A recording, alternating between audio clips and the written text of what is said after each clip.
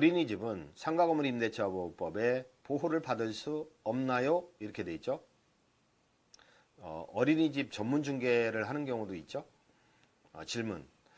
아파트 단지 내에서 어린이집을 위탁받아 운영하고 있습니다. 2015년 최초로 입점하여 현재 보증금과 월세가 각각 6천만 원, 230만 원이며 6천에 230만 원. 임대차 만료일은 2018년 2월 15일로 약정을 한 거죠. 임대인이 재계약 시에 월세를 450만 원으로 증액해달라고 요구하고 있습니다. 어린이집은 상가 건물임대차보호법에서 규정한 임대료 증액 상한선 5% 적용을 받을 수 없나요? 하고 물어본 거죠. 답변. 상가건물인 임대차보호법의 상가건물은 사업자 등록의 대상이 되는지 아닌지를 기준으로 판단하므로 사업자 등록을 갖추지 않고 고유번호를 발급받는 어린이집 등 비영리 법인의 경우는 상가건물 임대차보호법에 적용을 받을 수 없다는 거죠. 안타깝게도. 그래서 연 단위로 5%까지밖에 못 올린다. 이런 규정에 적용이 없다는 거죠. 그래서 임대는 상가건물 임대차보호법에서 규정하고 있는 임대료 증액 사안율과 무관하게 임대료 증액을 요구할 수 있다는 거죠. 다만 폭행이가 되면 안 되겠죠. 따라서 임차인도 경제사정의 변동으로 인하여 약정한 차임이 상당하지 아니하게 된 때는 감액도 요구할 수 있고, 거꾸로 임대인은 경제사정 주변 시세가 올랐다, 10% 20% 올려달라 이렇게 요구할 수도 있고, 일반 민법에 의한다는 거죠. 5%까지 못 올린다.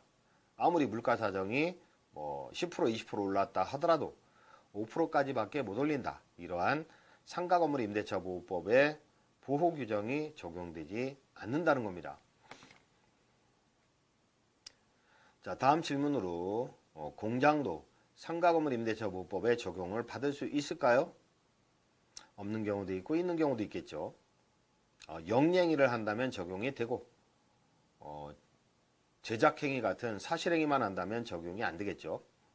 질문. 2017년 6월 30일 서울시 소재 상가 건물을 보증 5천만 원, 월차임 300만 원에 공장 용도로 임대차 하였다.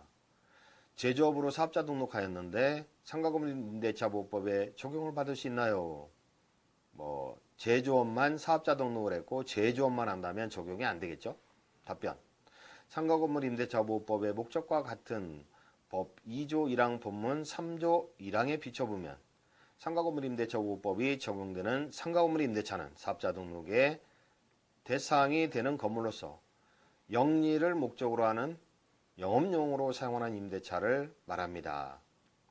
상가건물 임대차 보호법이 적용되는 상가건물에 해당하는지는 공부사항 표시가 아닌 건물의 현황, 용도 등에 비추어 영업용으로 사용하느냐에 따라 실질적으로 판단해야 한다는 거죠. 판매 시설을 놓고 판매한다든지 단순히 상품의 보관, 제조, 가공 등의 사실행위만 이루어지는 공장, 창고 등은 법 적용을 받을 수 없겠습니다. 다만 상품 판매 행위 같은 상행위가 함께 이루어진다면 상가건물 임대차 보호법의 적용 대상이 되겠습니다. 자, 적용 범위를 보겠습니다. 적용 범위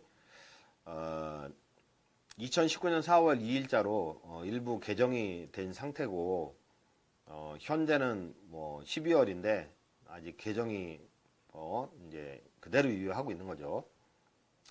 제2조로 보시면 적용 범위 상가건물 임대차 보호법 제2조 1항 단서에서 대통령령으로 정하는 보증금액이라 함은 다음 각호의 구분에 의한 금액을 말한다는 거. 2019년 4월 2일자로 이 보증금이 증액이 된 거죠. 서울시의 경우는 9억을 초과한다. 원칙적으로 상가건물 임대차 보호법의 보호를 못 받는다. 받는 경우도 있지만 9억을 초과하지 않는다. 9억 원 이하다. 이런 경우는 상가건물 임대차 보호법에 전면적으로 적용이 되겠습니다. 그 다음에 소득권 정비법에 따른 과밀억제권, 서울시 제외하는 과밀억제권 및 부산광역시는 6억 9천만 원을 초과한다. 원칙적으로 적용이 안 되고 그 이하인 경우에 적용이 되겠습니다. 그리고 부산광역시를 제외한 광역시, 세종특별자치시, 파주시, 화정시, 안산시, 용인시, 김포시, 광주시 이런 경우는 5억 4천만 원이 기준이 되고요. 그 밖의 지역은 3억 7천만 원이 되겠습니다. 많이 올랐죠. 그 다음에 2항 법 제2조 2항의 규정에 의하여 보증금의 차임이 있다면 차임액은 월 단위 차임액으로 한다.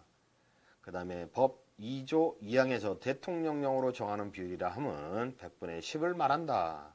설명을 드릴 거고요. 그 다음에 법인의 임대차에도 적용이 된다. 그 주택임대차보호법은 그 자연인의 주거생활의 안정을 위한 법이기 때문에 그 자연인의 임대차에 적용이 됩니다. 법인의 임대차에는 적용이 안 된다는 거죠. 근데 그 상가건물 임대차 보호법은 그 임차인이 법인인 경우도 많습니다. 그래서 법인의 임대차에도 적용이 된다는 거. 자, 보증금의 제한인데 서울시는 그 환산보증금 9억 원 이하의 상가건물 임대차에 적용이 된다. 이렇게 말씀을 드렸는데 9억 원을 계산하는 방법이죠. 환산보증금 계산 시 그 부가세를 포함할 것이냐, 그게 문제가 되는데 예컨대 보증금 6억 원의 월세 300만 원. 그러면 300만 원에 100을 곱하면 3억으로 평가됩니다. 그러면 9억이 되는 거죠. 9억. 환산보증금은 9억인데 부가세 10% 별도다 이렇게 얘기하는 거죠. 약정할 때 보통. 그러면 9억이냐 9억 3천이냐. 9억으로 인정된다면 뭐 상가건물 임대차 보호법의 보호를 받겠죠. 가장 중요한 게 경매시 우선변제권. 경매시 우선변제권인데 그러니까 배당을 받을 수 있다. 자기가 뭐 1순위라면 뭐 1순위 배당을 받을 수 있다. 이렇게 해석이 될 텐데 근데 뭐 확정된 판결입니다. 이거는 확정된. 그러나 그 국세청 질의회신이나 법무부 질의회신에서는 또 달리 보고 있는 경향이 있거든요. 법무부. 실제로 제가 본 사례인데 9억 3천이에요. 근데 배당에서 제외를 하더라고요. 배당에서 제외를 하더라. 그럼 9억 3천을 우선 변제를 받지 못하는 사태가 벌어진 건데 그러면 억울하다고 재판하고 뭐 재판하다 보면 3년 걸리고 3년 사이에 망하고 그렇지 않겠습니까?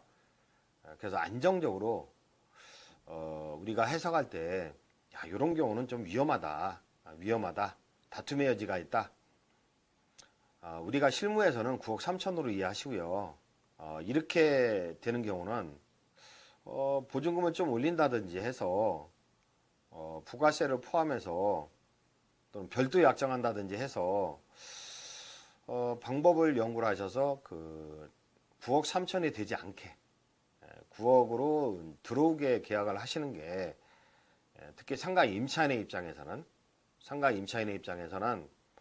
그렇게 계약을 유도하시는 게 좀 안심이 되겠습니다.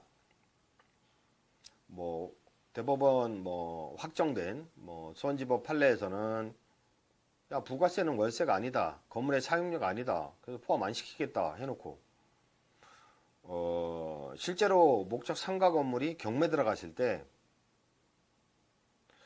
그러면 배당을 받아야 될 건데 배당에서 제외시키고 실무가 그렇거든요. 그래서 실무는 이렇다는 걸 감안하고 계약을 하셔야 되겠습니다. 그 다음에 시행부칙 2조는 뭐 2조 1항의 개정 규정 유의 내용이죠. 요 내용 9억 요 내용은 이형 시행 이후에 체결되거나 갱신되는 상가건물 임대차 보호법부터 적용이 된다는 거죠. 요 내용도 사례를 통해서 뒤에서 보겠습니다. 자, 사례 보시면 임대차 계약 체결 시점에 따라 대항력이 없을 수도 있나요? 있다는 거는 상인법에 적용이 되고 없다는 거는 상인법에 적용이 안 되는 건데 질문 2014년 12월 31일 영등포에서 상가 건물 서울시죠. 상가 건물을 보증금 8천만 원에 월차임 900만 원에 5년간 계약을 하고 사업자 등록을 했습니다. 그런데 2018년 3월 1일에 건물이 매매되어 양수인으로부터 건물을 명도해달라는 해지 통보를 받았습니다. 너는 대항력이 없으니까 나가 이런 통지를 받은 거죠. 임대차 계약기간 등이 건물 양수인에게 승계되지 않나요? 그러니까 대항력이 있지 않나요? 양수인에게 대항할 수 있지 않나요? 하고 질문한 건데 답변 상가건물 임대차보호법 3조 2항은 상가건물의 양수인은 임대인의 지위를 승계한 거로 본다라고 규정하고 있다. 그리고 대항력 규정에 관한 적용은 환산보증금이 일정 금액을 초과하면 2015년 9억을 초과하는 거죠. 2015년 5월 13일 이후에 최초로 계약이 체결되거나 갱신되는 임대차부터 적용을 한다는 거죠. 근데 이건 2014년이네요. 그래서 이 법 개정 규정 시행 당시 존속 중인 임대차는 종전 규정을 따르기 때문에 새로운 임대인은 임차인에게 점포를 비워줄 것을 요구할 수 있고 임차인은 양수인에게 대응할 수 없다는 거죠. 쫓겨나간다는 거죠. 다만 5년 계약기간을 지켜주지 않고 건물을 매매한 계약의 당사자, 임대인, 전 매도인을 상대로 손해배상을 청구할 여지는 있겠습니다. 자, 다음 논점으로 우선 면제권이 없는 경우 보증금을 보호받는 방법은 이렇게 물었는데 질문 환산보증금이 9억 원을 초과하면 사업자 등록을 하고 합정일자를 받아도 우선 면제권은 없어요. 대항력은 있어도 갱신요건은 있어도 우선 면제권 적용을 받지 않는다고 들었습니다. 임차료는 상가 건물의 근저당권 설정 금액도 많고 선순위 근저당권도 많이 잡혀 있다는 거죠. 또 선순위 임차인도 많은데 보증금에 대해서 안전장치를 걸어둘 만한 다른 방법은 없나요? 만약 경매에 넘어가면 어떡하죠? 답변 상가 건물 임대차 보호법에 우선 면제 적용을 받지 못하는 환산보증금 9억 원을 초과하는 상가는 임대인의 동의를 받아 임차권 등기를 하거나 공동신청에 한 임차권 등기를 하면 대항력이 인정되죠. 또 임대인과 물권인 전세권 설정 계약을 체결한 후 전세권을 설정할 수 있을 것입니다. 은행 지점을 개설한다 할 때 전세권 설정 등기가 가능한 점포만 계약을 하더라고요. 한편 해당 상가의 경매가 진행된다면 경매 기입 등기일부터 실제 수익권 이전일까지는 상당한 시일이 소요되므로 임차인은 월세를 일부러 연체하는 거예요. 안 내는 거죠. 그래서 임대차 보증금에서 공제함으로써 반환 보증금을 최소화시키는 방법도 고려해 볼 수 있겠습니다. 이런 내용입니다.